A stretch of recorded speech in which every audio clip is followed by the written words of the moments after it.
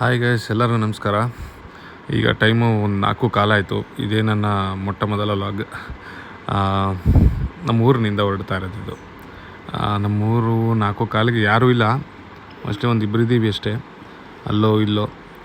ನಾನೊಂದು ಆ್ಯಕ್ಚುಲಿ ಈಗ ಒಂದು ಪಯಣ ನಂದು ಸ್ಟಾರ್ಟ್ ಆಗಿರೋದು ಬಂದು ನಮ್ಮೂರಿನಿಂದ ಊಟಿಗೆ. ಅಫ್ಕೋರ್ಸ್ ಊಟಿಗೆ ಹೋಗಬೇಕು ಅಂದರೆ ಇಲ್ಲಿಂದ ಯಾವುದೇ ಅಂತ ಡೈರೆಕ್ಟ್ ಟ್ರೈನ್ಸ್ ಇರೋಲ್ಲ. ಟ್ರೈನ್ಸ್ ನಿಮಗೂ ಗೊತ್ತು. ನಾನು ಇಲ್ಲಿಂದ ಮೈಸೂರಿಗೆ ಹೋಗಿ ಮೈಸೂರಿಂದ ವೆಹಿಕಲ್ ತೊಗೊಂಡು ಹೊರಡೋಣ ಅಂತ ಪ್ಲ್ಯಾನ್ ಮಾಡಿದ್ದೀನಿ. ಹಾಗೆ ಟ್ರೈನಿಗೆ ವೆಯ್ಟ್ ಮಾಡ್ತಾ ಇದ್ದೆ. ನೋಡಿ, ಈ ಕಡೆನೂ ಯಾರೂ ಇಲ್ಲ, ಆ ಕಡೆನೂ ಯಾರೂ ಇಲ್ಲ. ನನಗಂತೂ ಖಾಲಿಯಪ್ಪ. ಇದೇ ನಿಜವೂ ಮಾರ್ನಿಂಗ್ ಟೈಮಲ್ಲಿ ಜರ್ನಿ ಮಾಡೋದೇ ಒಂಥರ ಖುಷಿ. ಯಾಕಂದರೆ ನಮ್ಮ ಡೆಸ್ಟಿನೇಷನ್ ರೀಚ್ ಆಗ್ತೀವೋ ಇಲ್ವೋ, ಬಟ್ ಮಾರ್ನಿಂಗ್ ಪ್ಲ್ಯಾನಿಂಗಲ್ಲೇ ನಮ್ಮ ಟೈಮ್ ಮುಗಿದೋಗುತ್ತೆ.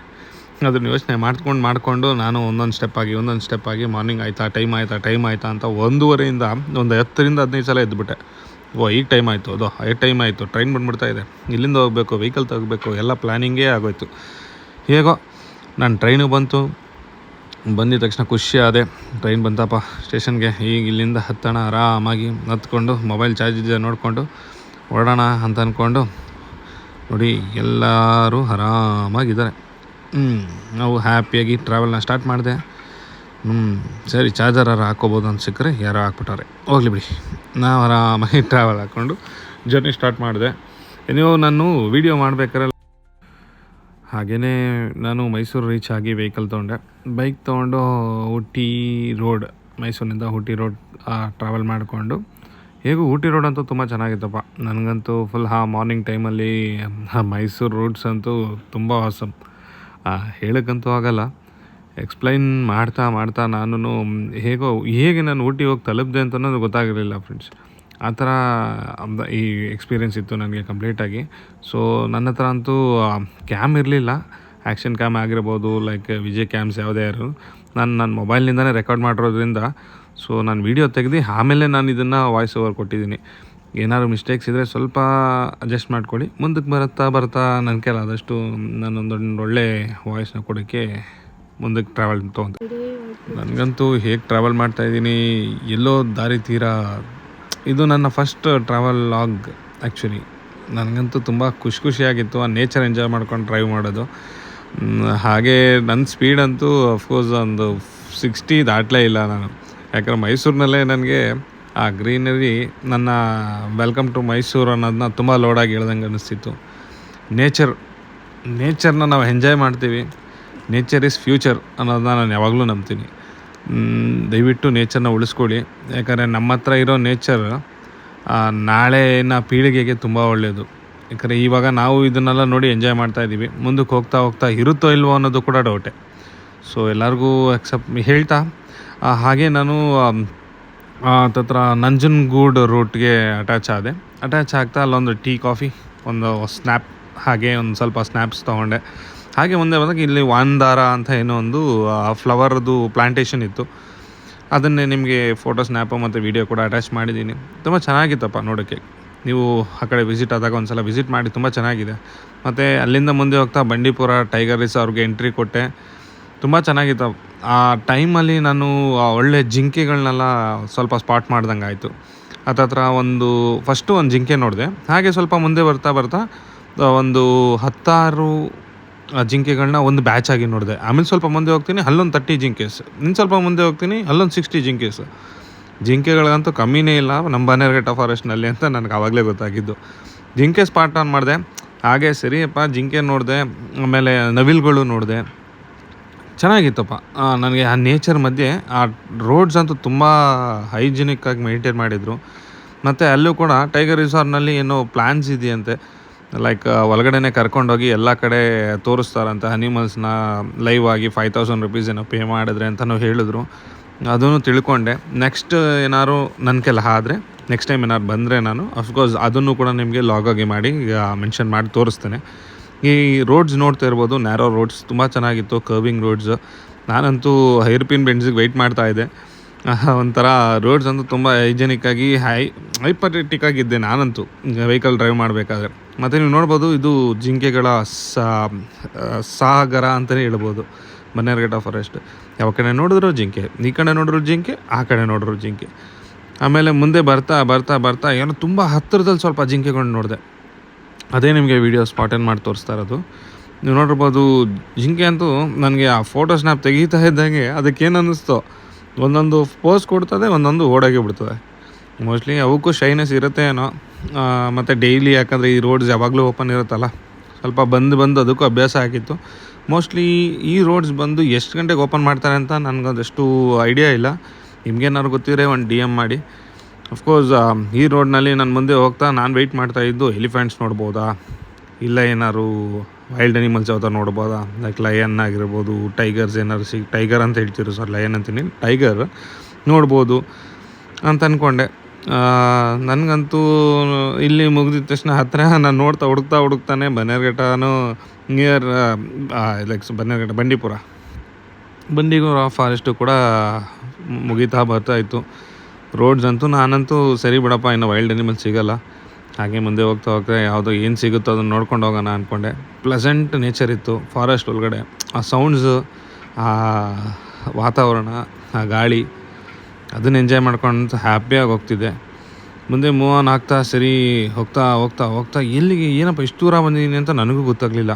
ಆಮೇಲೆ ಅಲ್ಲಲ್ಲಿ ಎಲಿಫೆಂಟ್ಸ್ದು ಪಾದಗಳು, ಲೈಕ್ ವೇಸ್ಟೇಜಸ್ ಎಲ್ಲ ಕಾಣ್ತಿತ್ತು. ನಾನು ಅಂದ್ಕೊಂಡೆ ಮೋಸ್ಟ್ಲಿ ಎಲಿಫೆಂಟ್ಸ್ ಕಾಣ್ಬೋದು ಅಂತ. ರೋಡ್ ಸೈಡ್ನಲ್ಲಿ ಬರ್ತಿದ್ದಾಗ ನವಿಲುಗಳು ಕಂಡಿದ್ದು, ಅದು ತುಂಬ ಚೆನ್ನಾಗಿ ಅನ್ನಿಸ್ತು. ಏನೇ ನಾವು ನೋಡ್ತಾ ಅದನ್ನು ಕಾಪಿ ಮುಂದಕ್ಕೆ ಮೂವ್ ಆನ್ ಆಗ್ತಾ ನನಗೆ ಟೈಗರ್ ರೆಸಾರ್ಟ್ ಮುಗಿದ್ದು ತಮಿಳ್ನಾಡಿಗೆ ಎಂಟ್ರಿ ಆದೆ. ಅದು ಬಂದು ಅವ್ರದ್ದು ಮುದುಮಲೈ ಟೈಗರ್ ರೆಸಾರ್ಟ್ ಅಂತ, ರೆಸಾರ್ಟ್. ಅಲ್ಲಿಗೆ ನಾನು ಮುಂದೆ ಬರ್ತಾ ಇದ್ದಾಗ ಅಲ್ಲಿ ನನಗೆ ಚೆಕ್ ಮಾಡಿದ್ರು, ವೆಹಿಕಲಲ್ಲಿ ಏನಾದ್ರು ಪ್ಲಾಸ್ಟಿಕ್ ಐಟಮ್ಸ್ ಇದೆಯಾ, ಇಲ್ಲ ಅನ್ವಾಂಟೆಡ್ ಥಿಂಗ್ಸ್ ಏನಾದ್ರು ಕ್ಯಾರಿ ಮಾಡ್ತಾಯಿದ್ದೀನಾ ಅಂತೆಲ್ಲ ಚೆಕ್ ಮಾಡಿ ಅಲ್ಲಿಂದ ಅವರು ನನಗೆ ಬಿಟ್ಟಾಗ ಸರಿ, ಹೆಂಗೂ ಕರ್ನಾಟಕದಲ್ಲಂತೂ ಒಂದು ಬರ್ಡ್ ನೋಡಿದೆ. ನಾವು ನ್ಯಾಷನಲ್ ಬರ್ಡ್ ಪೀಕಾಕ್ ನೋಡಿಬಿಟ್ಟೆ, ಡಿಯರು ನೋಡಿಬಿಟ್ಟೆ, ಬೇರೆ ಏನಾದ್ರು ಮತ್ತು ಮಂಕೀಸ್ ನೋಡಿದೆ ಸ್ವಲ್ಪ. ಇದು 3 ವೈಲ್ಡ್ ಅನಿಮಲ್ಸ್ ನೋಡಿದ್ನಲ್ಲ. ಸರಿ, ಬರ್ಡ್ಸ್ ಎಲ್ಲ ನೋಡಿದ್ನಲ್ಲ. ಸರಿ, ಮುಂದಕ್ಕಾರು ತಮಿಳ್ನಾಡಲ್ಲಾರು ಯಾವ್ದಾದ್ರು ಲೈಕ್ ಅನಿಮಲ್ಸ್ ನೋಡ್ಬೋದೇನೋ ಅಂದ್ಕೊಂಡು ಮುಂದೆ ಮೂವ್ ಆನ್ ಆದೆ. ಸೇಮ್ ನನಗಂತೂ ಫಾರೆಸ್ಟಲ್ಲಿ ಏನು ಡಿಫ್ರೆನ್ಸ್ ಕಾಣಲಿಲ್ಲಪ್ಪ. ಕರ್ನಾಟಕನೂ ತಮಿಳ್ನಾಡೂ ಎರಡೂ ಒಂದೇ ಫಾರೆಸ್ಟ್ ಅನಿಸ್ತು. ಬಟ್ ಇವ್ರು ಡಿವೈಡ್ ಮಾಡ್ಕೊಂಡಿದ್ದಾರೆ.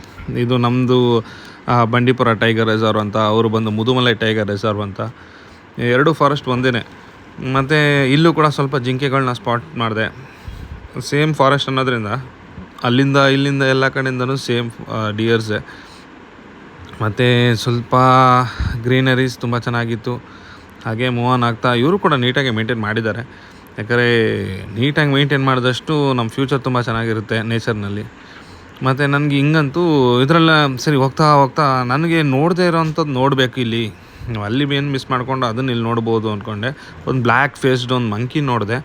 ಸರಿ, ಹಂಗೆ ಬ್ಲ್ಯಾಕ್ ಫೇಸ್ ಮಂಕಿ ನೋಡಿದ್ನಲ್ಲ, ಬೇರೆ ಏನಾದ್ರು ವಿಸಿಟ್ ಮಾಡ್ಬೋದಾ ವೈಲ್ಡ್ ಅನಿಮಲ್ಸ್ ಅಂತ ಸ್ವಲ್ಪ ಮುಂದೆ ಹೋಗ್ತಿದ್ದಾಗೆ ಫ್ರೆಂಡ್ಸ್, ನೀವು ನಂಬಲ್ಲ, ನನಗೊಂದು ವೈಲ್ಡ್ ಸ್ಪಾಟೆಡ್ ಎಲಿಫೆಂಟ್ ಸಿಕ್ತು. ಆ ಸ್ಪಾಟೆಡ್ ಎಲಿಫೆಂಟ್ ನೋಡಿದೆ, ಒಂದು 2 ಅಟ್ ಎ ಟೈಮ್, ಎರಡೂ ಒಂದೇ ಜಾಗದಲ್ಲಿತ್ತು. ಅದನ್ನು ನೋಡಿದಾಗಂತೂ ನನಗೆ ಖುಷಿ ಅನ್ನಿಸ್ತು. ಓಯಪ್ಪ, ತುಂಬ ಚೆನ್ನಾಗಿದೆ, ಹೆಂಗೋ ಇದನ್ನು ಕಾಯ್ತಾ ಇದ್ವಲ್ಲ ಸಿಕ್ತು ಅಂತ. ಸ್ವಲ್ಪ ಮುಂದೆ ಹೋದರೆ ಇನ್ನೊಂದು ಎಲಿಫೆಂಟ್. ಒಟ್ಟು ನನಗಂತೂ ಆ ಮುದುಮಲೈ ಟೈಗರ್ ರಿಸರ್ವಲ್ಲಿ ಕಂಪ್ಲೀಟಾಗಿ 3 ಎಲಿಫೆಂಟ್ಸ್ ನೋಡ್ದಂಗೆ ಆಯಿತು. ಕಂಪ್ಲೀಟ್ ಈ ಜರ್ನಿನಲ್ಲಿ ನನಗೆ ಟೈಗರ್ಸು ಆ ಎಲಿಫೆಂಟ್ಸ್ ನೋಡಿದೆ 3, ಮತ್ತು ಡಿಯರ್ಸ್ ಅಂತೂ ಬೇಕಾದಷ್ಟು ನೋಡಿದೆ, ಪೀಕಾಕು ನೋಡಿದೆ. ಆಮೇಲೆ ಅದು ಮುಗಿಸ್ಕೊಂಡು ಹಾಗೇ ನಮ್ಮ ಜರ್ನಿ ಸ್ಟಾರ್ಟ್ ಮಾಡ್ತಾಯಿದ್ದೆ. ಹೆಂಗೂ ಸ್ಟಾರ್ಟ್ ಮಾಡಿ ಮೂವ್ ಆನ್ ಆಗ್ತಾ ಸೇಮ್ ನೇಚರ್ ಅಂತೂ ಫ್ರೆಂಡ್ಸ್ ಬೆಲೆನೇ ಕಟ್ಟೋಕ್ಕಾಗಲ್ಲ. ಯಾಕಂದರೆ ಅದು ನಾವು ಹೇಳೋಕ್ಕೂ ಸಾಧ್ಯನೇ ಇಲ್ಲ. ಹಂಗಿಂದ ಮುಂದೆ ಬರ್ತಾ ಇದ್ದಂಗೆ ನಿಮ್ಗೆ ಗೊತ್ತು ಮಸನಗುಡಿ ಎಂಟ್ರಿ ಕೊಡ್ತಾ ಇದ್ದಂಗೆ ಅದೊಂದು ನೇಚರ್ ಫೋನ್ ಸ್ವಲ್ಪ ಫೋಟೋಸ್ಗಳು ತೊಗೊಂಡು ನಾನು ಹಾಗೆ ಇದನ್ನು ಸ್ವಲ್ಪ ಇನ್ಸ್ಟಾಗೆ ಅಪ್ಲೋಡ್ ಮಾಡಿಕೊಂಡು, ಇದನ್ನು ಕೂಡ ಒಂದು ಸ್ವಲ್ಪ ನನಗೂ ಇಷ್ಟ ಆಯಿತು. ಈ ರೋಡ್ಗಳು ಅಲ್ದಿರೋದು ಒಂದು ಸ್ವಲ್ಪ ನೇಚರ್ ಪಿಕ್ಸ್ಗಳನ್ನ ತಗೊಂಡು, ಹಾಗೆ ಹೇರ್ಪಿನ್ ಬೆಂಡ್ಸ್ ಇನ್ನೇನು ಹತ್ತಿರ ಎಂಟ್ರಿ ಆಗ್ತಾ ಇದ್ದಂಗೆ ಊಟಿಗೆ ಹೋಗೋ ಜಾಗದಲ್ಲಿ ಅಲ್ಲಿ ನನಗೆ ಒಂದು ಸ್ವಲ್ಪ ಈ ಸ್ಪಾಟ್ ತುಂಬ ಇಷ್ಟ ಆಯಿತು. ಯಾಕಂದರೆ ಯಾವ ಕಡೆ ನೋಡ್ರೂ ವಿಲೇಜಸ್ಸೇ, ಅವೆಲ್ಲ ನೋಡಿಕೊಂಡು ಆ ನೇಚರ್ ನೋಡಿಕೊಂಡು ಹಾಗೆ ಊಟಿಗೂ ತಲುಪಿಬಿಟ್ಟೆ. ಊಟಿ ತಲುಪ್ತಾ ನನಗಂತೂ ಆ ಕ್ಲೈಮೇಟ್ ಅಂತೂ ಬರಬೇಕಾದ್ರೆ ಒಂದು ಕ್ಲೈಮೇಟು, ಇಲ್ಲಿಂದ ಎಂಟ್ರಿ ಕೊಡ್ತಾ ಇದ್ದಂಗೆ ಒಂಥರ ಕ್ಲೈಮೇಟು. ಮತ್ತು ಅಲ್ಲಿ ನಾನು ಎಂಟ್ರಿ ಆಗಿ ನೋಡ್ತಿದ್ದಂಗೆ ಎಲ್ಲಿ ನೋಡಿದ್ರು ಗ್ರೀನರಿ, ಎಲ್ಲಿ ನೋಡಿದ್ರು ಸೀನರಿ. ನೀವು ಯಾವ ಕಡೆ ರೈಟ್ ತಿರುಗಿ ಗ್ರೀನು, ಲೆಫ್ಟ್ ತಿರುಗಿ ಗ್ರೀನು. ಮತ್ತು ರೋಡ್ಸು ಇದು ಒಂದು ಎಲ್ಲನೂ ಕವರ್ ಮಾಡಿಕೊಂಡು ನಾನು ಹೆಂಗೋ ನಾನು ರೆಸಾರ್ಟ್ ತಲುಪ್ಕೊಂಡೆ. JNJ ಹಿಲ್ ಸೈಡ್ ರೆಸಾರ್ಟ್ ಅಂತ. ಇದರಲ್ಲಿ ಒಂದು ಹಟ್ ಸ್ಟೇ ತೊಗೊಂಡೆ ನಾನು. 2000 ರುಪೀಸ್ ಏನೋ ಚಾರ್ಜ್ ಮಾಡಿದ್ರು ನನಗೆ. ಮತ್ತು ಅದು ಮುಗಿಸ್ಕೊಂಡು ಸರಿ ಅಲ್ಲಿ ಬ್ಯಾಗೆಲ್ಲ ಇಟ್ಟು ಇಲ್ಲೊಂದು ಊಟಿ ಟೆಂಪಲ್ಗೆ ಹೋಗೋಣ. ಇಲ್ಲೊಂದು ಮುರುಘಾ ಟೆಂಪಲ್ ಅಂದರೆ ಸುಬ್ರಹ್ಮಣ್ಯ ಸ್ವಾಮಿ ಟೆಂಪಲ್ ತುಂಬ ಚೆನ್ನಾಗಿತ್ತು. ಅಫ್ಕೋರ್ಸ್ ಅದನ್ನು ಕೂಡ ನಾನು ನಿಮಗೆ ಇಲ್ಲಿ ಅಟ್ಯಾಚ್ ಆಗಿ ತೋರಿಸ್ತಾ ಇರ್ಬೋದು, ನೋಡ್ತಾ ಇದ್ದೀರಾ. ಇಲ್ಲಿ ಸ್ಟೆಪ್ಸ್ಗಳಾಗಲಿ ಇಲ್ಲ ಅದು ಹೇಗಿತ್ತು ಅಂದರೆ ಊಟಿನೇ ಒಂದು ಕ್ಲೈಮೇಟು, ಇಲ್ಲೇ ಒಂಥರ ಕ್ಲೈಮೇಟು. ಇಲ್ಲಿ ತುಂಬ ತೀರಾ ಚಳಿ ಇತ್ತು ನನಗೆ. ಇಲ್ಲಿಂದ ಹತ್ಕೊಂಡು ಹೋಗ್ತಾರೆ, ಬರೀ ಕಾಲಿನಲ್ಲಿ ಹತ್ತುತ್ತಾ ಇದೆ, ಚಳಿ ತುಂಬ ಕೋಲ್ಡ್ ಅನ್ನಿಸ್ತಿತ್ತು. ಮತ್ತು ಆ ಟೆಂಪಲ್ನಲ್ಲಿ ನಾವು ಸಾಮಾನ್ಯವಾಗಿ ಏನಾಗ್ತದೆ ಅಂದರೆ ನಮ್ಮ ಮೈಂಡಲ್ಲಿ ಒಂದು ಇಟ್ಕೊಂಡಿರ್ತೀವಿ, ಅದು ಮರ್ತೇ ಬಿಟ್ಟಿರ್ತೀವಿ. ಏನೋ ಒಂದು ಮೈಂಡ್ ಸೆಟ್ ಇಟ್ಕೊಂಡು ಹತ್ತಿರ್ತೀವಿ, ದೇವರೇ ಹಂಗೆ ಮಾಡಬೇಕು, ದೇವರೇ ಹಿಂಗೆ ಮಾಡಬೇಕು, ದೇವ್ರು ನೋಡಬೇಕು, ಇಲ್ಲ ನಮ್ಮ ಕಷ್ಟಗಳು ನಮ್ಮ ಇದ್ರನ್ನ ಬಗ್ಗೆ ಎಲ್ಲ ಯೋಚನೆ ಮಾಡ್ಕೊಂಡು ಬರ್ತಾ ಇರ್ತೀವಿ. ಬಟ್ ನನಗಂತೂ ಫ್ರೆಂಡ್ಸ್ ಬಿಟ್ಲು ನಾನು ಹತ್ತುತ್ತಾ ನಾನು ಎಲ್ಲ ನನ್ನ ಪ್ರಾಬ್ಲಮ್ಸ್ಗಳನ್ನ ನಾನು ಮನೇಲೇ ಬಿಟ್ಟು ಬಂದಂಗೆ ಅನ್ನಿಸ್ತು, ಹೊಸದು ಅನ್ನಿಸ್ತು. ಮತ್ತು ಇಲ್ಲಿ ಬಂದು ಸಿಂಗಾಪುರ್ನಲ್ಲಿ ಎಷ್ಟೋ ಅಡಿದು ಮುರುಗನ ಸುಬ್ರಹ್ಮಣ್ಯ ಸ್ವಾಮಿದು ಒಂದು ಸ್ಟ್ಯಾಚು ಇದೆಯಲ್ಲ, ಸೇಮ್ ಅದೇ ಥರ ಒಂದು ಸ್ಟ್ಯಾಚು ಕೂಡ ಇಲ್ಲಿದೆ. ನನಗೆ ತುಂಬ ಎಕ್ಸೈಟ್ಮೆಂಟಿಂದ ನಾನು ನೋಡಿದೆ. ಅದು ನೋಡಿ ನನ್ನಂತೂ ಫುಲ್ ಖುಷಿಯಾಗಿ ದೇವಸ್ಥಾನ ಒಳಗಡೆ ಹೋದೆ. ಏನೇನೋ ನನಗಂತೂ ಕ್ಯಾಮ್ರಾ ವೀಡಿಯೋಸ್ ತೆಗಿಯೋಂಗಿಲ್ಲ ಅಂತ ಯಾರೂ ಏನೂ ಹೇಳಿಲ್ಲ, ಆರಾಮಾಗಿ. ಮತ್ತು ಇನ್ನೊಂದು ನಾನೊಬ್ಬನೇ ಹೋಗಿದ್ದೆ ಅಲ್ಲ, ಅದರಿಂದ ಇಲ್ಲಿ ಅಕ್ಕಪಕ್ಕದವ್ರು ಯಾರೂ ನನಗೆ ಡಿಸ್ಟರ್ಬ್ ಮಾಡಲಿಲ್ಲ. ಏನೋ ಮಾಡ್ಕೊತಿದ್ದಾನೆ ಮಾಡ್ಕೊಳ್ಳಿ ಅಂತ ಅಂದ್ಕೊಂಡ್ರು. ಆಮೇಲೆ ದೇವ್ರನ್ನು ನಾನು ಇದರಲ್ಲಿ ಅಟ್ಯಾಚ್ ಮಾಡಿದ್ದೀನಿ. ಕಂಪ್ಲೀಟ್ ದೇವರು ಕೂಡ ನೋಡ್ಬೋದು ನೀವು ಒಳಗಡೆ ನೋಡಿ. ತುಂಬ ಚೆನ್ನಾಗಿತ್ತು ಫ್ರೆಂಡ್ಸ್. ನನಗಂತೂ ಆ ಕಾಮ್ನೆಸ್ ತುಂಬ ಮನಸ್ಸಿಗೆ ಒಂದು ಹಿತ ಅನ್ನಿಸ್ತು. ಆಮೇಲೆ ನಾನು 33 ಅಡಿನೋ ಸಮಥಿಂಗ್, ಅವ್ರಿಗೆ ಎಷ್ಟು ಅಡಿ ಅಂತ ಹೇಳಿಲ್ಲ, ಅಷ್ಟು ಕ್ಲಾರಿಟಿ ಇಲ್ಲ, ಬಟ್ ನನಗಂತೂ ನೋಡೋಕೆ ಇಷ್ಟ ಆಯಿತು. ಅದನ್ನೇ ನಾನು ನಿಮಗೆ ಅಟ್ಯಾಚ್ ಮಾಡಿದ್ದೀನಿ, ಮುರುಘನ್ನ ಆ ಸ್ಟ್ಯಾಚುನ ನೋಡಿ. ಇನ್ನು ಮುಂದಿನ ಸಂಚಿಕೆಯಲ್ಲಿ ನಾನು ಕಂಪಲ್ಸರಿ ಇನ್ನು ಮುಂದೆ ಏನೇನು ಆಯಿತು ಅನ್ನೋದನ್ನ ಪಾರ್ಟ್ 2 ಆಗಿ ವಿಡಿಯೋ ಹಾಕಬೇಕು ಅಂದ್ಕೊತೀನಿ. Thank you.